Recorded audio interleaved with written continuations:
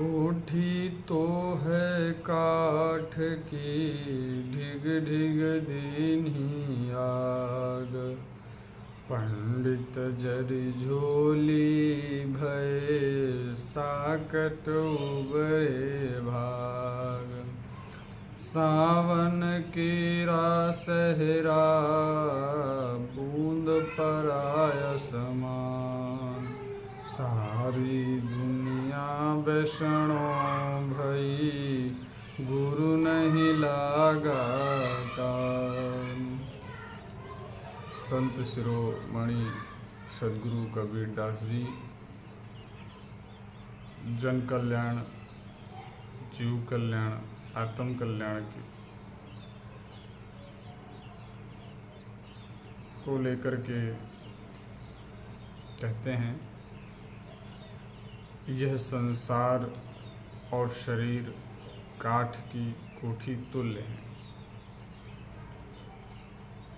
जहाँ पर काम, क्रोध, मोह, लोभ इन सब की आग लगी हुई है।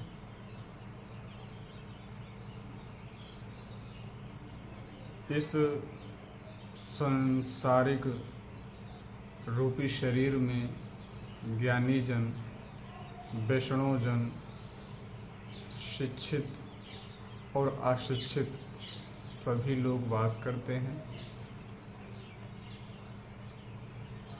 आश्चर्य बात तो यह है कि जो ज्ञानी जन हैं, जो पंडित हैं, जो शिक्षित हैं, अपने ज्ञान के अहंकारवश काम, क्रोध और वासना में लिप्त रहते हैं और इस भवसागर रूपी भवबंधन में गोते लगाते रहते हैं।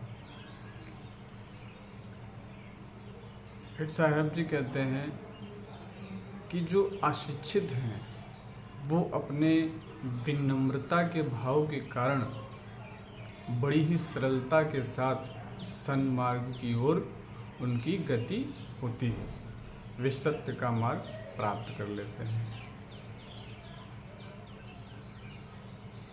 साहब जी कहते हैं कि जिस प्रकार सावन के महीने में बादल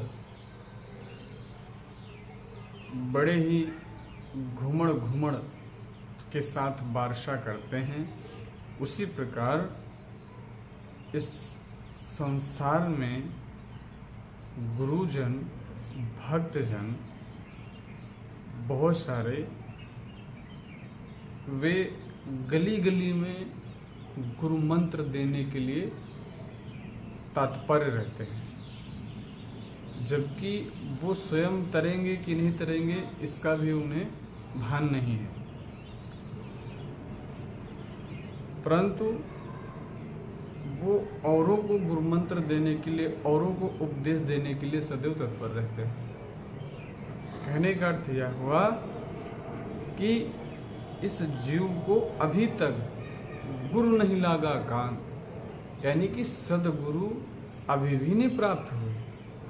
ये सबसे बड़ी आश्चर्य की बात हुई कि आपको ये शरीर तो मिल गया जिससे ही आपका कल्याण हो सके, आप अपने जीवन में अच्छे कर्म कर सकें, सद्गुरु की शरण जा सकें, परंतु जो आपको कल्याण का मार्ग बताएंगे वहाँ तक आप अपने शरीर को अभी भी लेकर नहीं जा पाए और इस संसार के नाना भांति के भोगों में आपने अपना जीवन, बहुमूल्य समय यूं ही गंवाते रहे।